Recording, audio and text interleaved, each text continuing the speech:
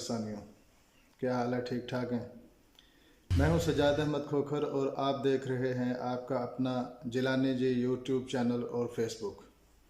उम्मीद है आप सब खैरियत से होंगे। नाजरीन, पाकिस्तान के हालात बड़ी तेज़ी से बदल रहे हैं और ख़ास तौर पे जब इमरान खान साहब ने KP के और पंजाब असम्बलियाँ तहलील की हैं, उसके बाद से पाकिस्तान के हालात में एक ड्रामाई तब्दीली आई है। और उस तब्दीली का एक सबसे अहम नुक्ता, अहम वाक़या जो पेश आया है वो है चौधरी फवाद हुसैन साहब की गिरफ़्तारी। कल परसों रात ज़मान पार्क से बाहर वो एक प्रेस कॉन्फ्रेंस कर रहे थे। उस प्रेस कॉन्फ्रेंस में उन्होंने कुछ ऐसी बातें की जो इम्पोर्टेड हुकूमत और ख़ास तौर पे चीफ़ इलेक्शन कमिश्नर को वो अच्छी नहीं लगी। यहाँ तक उन्होंने बोल दिया चीफ़ इलेक्शन कमिश्नर को कि ये PDM का या मुस्लिम लीग नून का मुंशी है। तो ये वो अल्फाज थे जो चौधरी परवेज़ इलाही साहब ने जो है ना वो चीफ़ इलेक्शन कमिश्नर के बारे में बोले, तो उन पे तौहीन चीफ़ इलेक्शन कमिश्नर लग गई और वो पुलिस की हिरासत में हैं। तो अब तक की इतलात के मुताबिक उनको 2 रोज़ा जिस्मानी रिमांड पे पुलिस के हवाले कर दिया गया है। तो ये हैं आजकल के हालात। और फवाद चौधरी आज हर TV चैनल और ख़ास तौर पे सोशल मीडिया पे मौज़ूए बहस बने हुए हैं। आगे के हालात जो है ना वो मैं आपको बताता हूँ कि आगे क्या होने जा रहा है। ख़ास तौर पे रात को सदर आरिफ अलवी साहब की मुलाकात हुई है ज़मान पार्क में। तकरीबन 2 घंटे मुलाकात जारी रही जो कि उन्होंने इमरान खान साहब से की है। तो उस मुलाकात में कुछ गिले शिकवे भी जो है ना उन्होंने किए हैं कि ज़ाहिर है PTI में ये जो 2 सूबाई हुकूमतें ख़त्म की हैं, जो सूबाई असम्बलियाँ तहलील की हैं, इसके बारे में PTI में 2 राय पाई जाती थी। कुछ लोग कहते थे कि असम्बलियाँ तहलील नहीं करनी चाहिए क्योंकि इस तरह हम वो दबाव नहीं बढ़ा पाएंगे जो हम असम्बलियों की मौजूदगी में बढ़ा पाते हैं। तो कुछ लोगों का ख्याल था कि ठीक है, उसमें खान साहब भी शामिल थे कि हम अगर इलेक्शन लेना चाहते हैं तो हमें पंजाब और KP के असम्बली की कुर्बानी। तो वो कुछ गिले शिकवे ऐसे थे कि अब देख लें चौधरी परवेज़ इलाही को गिरफ़्तार कर लिया गया और मेरी इतलात के मुताबिक जनवरी के आखिरी हफ्ते और फरवरी के पहले 2 हफ्ते ले लें, 15 फरवरी तक जो है ना इमरान खान समेत 5 PTI की जो लीडरान है ना उनकी गिरफ़्तारी मुतवक्के है। तो इसके बारे में कुछ बातचीत हो रही थी। तो मशवरा उन्होंने ये दिया सदर आरिफ अलवी साहब ने कि आप जो है ना पंजाब को छोड़ के ज़मान पार्क से निकल के आप चले जाएं बनीगाला इस्लामाबाद में। तो एक तो ये है कि वहाँ पे हालात जो है ना वो ऐसे हैं कि KP के भी नज़दीक पड़ता है, पंजाब भी नज़दीक पड़ता है। कोई ऐसी अगर सूरत हाल पेश आ सकती है जो कि यकीनन जिसके बारे में उन्होंने आगाह किया कि ऐसा जो है ना श्योर है कि आपको गिरफ़्तार कर लिया जाए, तो वहाँ पे जो है ना मुज़ाहमत वो ज़्यादा बेहतर अंदाज में हो सकती है। तो आप चले जाए वहाँ पे। ऐसे कुछ हालात जो है ना ऐसी कुछ बातें हुई हैं आरिफ अलवी और इमरान खान साहब के दरमियान। एक और मुलाकात भी हुई है जी। दूसरी मुलाकात हुई है PDM के जो लीडरान हैं, उनमें आसफ जरदारी है, ख्वाजा साद रफ़ीक हैं, अयाज सादिक साहब हैं। तो इस मीटिंग में जो बातें हुई हैं उसमें कुछ 1-2 चीज़ें तो ये हैं कि ये जो चौधरी फवाद हुसैन को गिरफ़्तार किया गया है ना, इस पे जो कोऑर्डिनेशन हुई है ना पंजाब पुलिस और इस्लामाबाद पुलिस की, तो इसको जो है ना बड़ा क्रेडिट दिया गया है, बड़ा सराहा गया है। और आने वाले दिनों में कोशिश की जाएगी कि ये जो कोऑर्डिनेशन है ना पंजाब पुलिस और इस्लामाबाद पुलिस की, इसको बरकरार रखा जाए। राना सनाउल्लाह साहब जो पाकिस्तान के वफाकी वज़ीर दाखिला हैं, वो आजकल गए हुए हैं लंदन में। तो उनकी लंदन में जो मुलाकात हुई है नवाज शरीफ साहब से, उसके बारे में भी जो है ना इस मीटिंग में तबादला ख्याल किया गया। तो आपको ये भी बताता चलूँ नाजरीन के फवाद चौधरी को गिरफ़्तार तो कर लिया गया, तो गिरफ़्तार क्यों किया गया?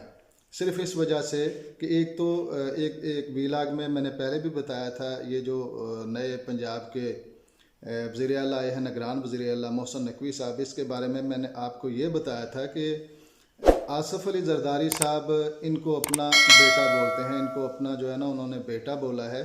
और बेटे ने आते ही 2 दिन में आप ये देख लें कि फवाद चौधरी जो है ना उनको अरेस्ट किया गया है मावराए कानून बोल लें, क्योंकि कोई सर्च वारंट नहीं था, कोई अरेस्ट वारंट नहीं था।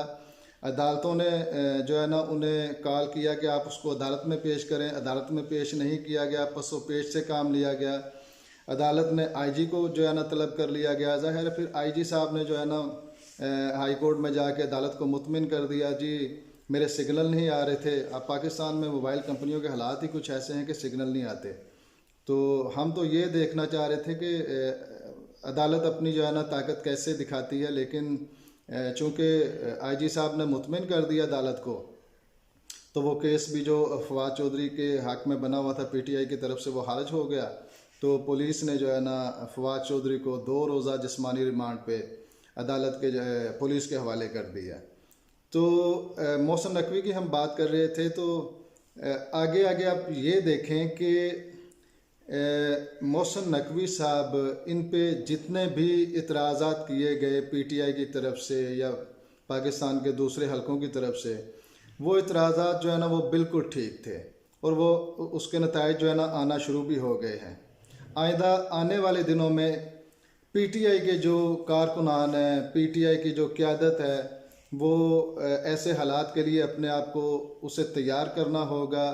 किसी वक्त भी जो है ना किसी भी रहनुमा को गिरफ़्तार किया जा सकता है, क्योंकि मोहसिन नकवी साहब जो है ना इसी इंजीनियरिंग के लिए आए हैं और वो करेंगे।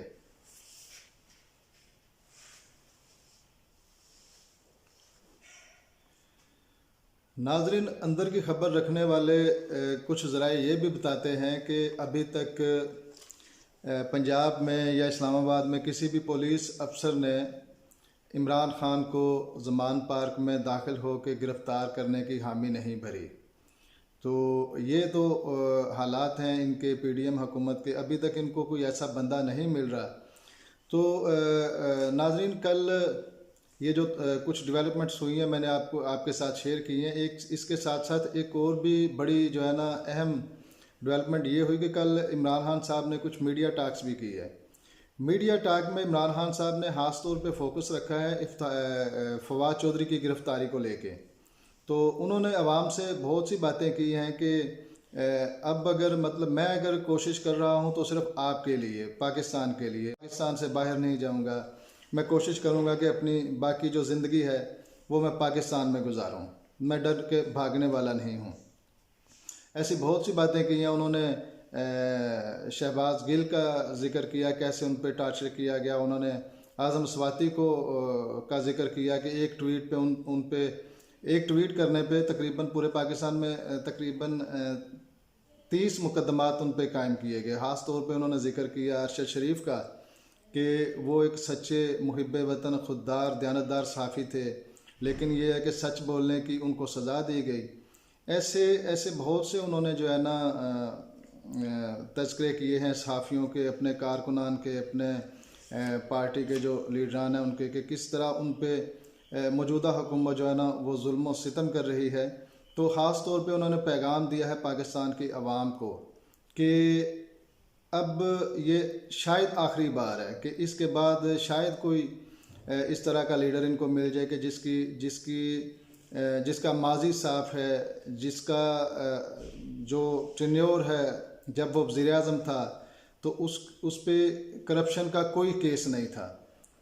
तो अब वक्त है कि उसका साथ दिया जाए पाकिस्तान के लिए, पाकिस्तान के अवाम के लिए, पाकिस्तान की खुशहाली के लिए।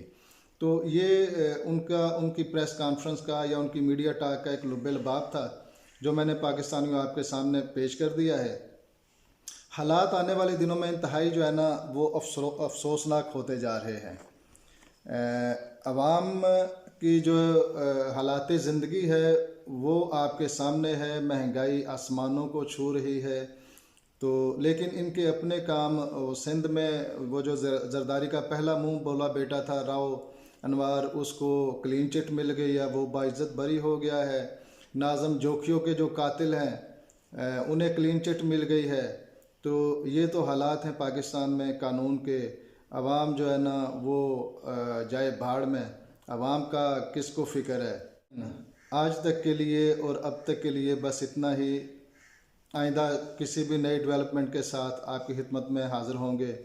तब तक के लिए इजाज़त दीजिए। अल्लाह हाफिज़।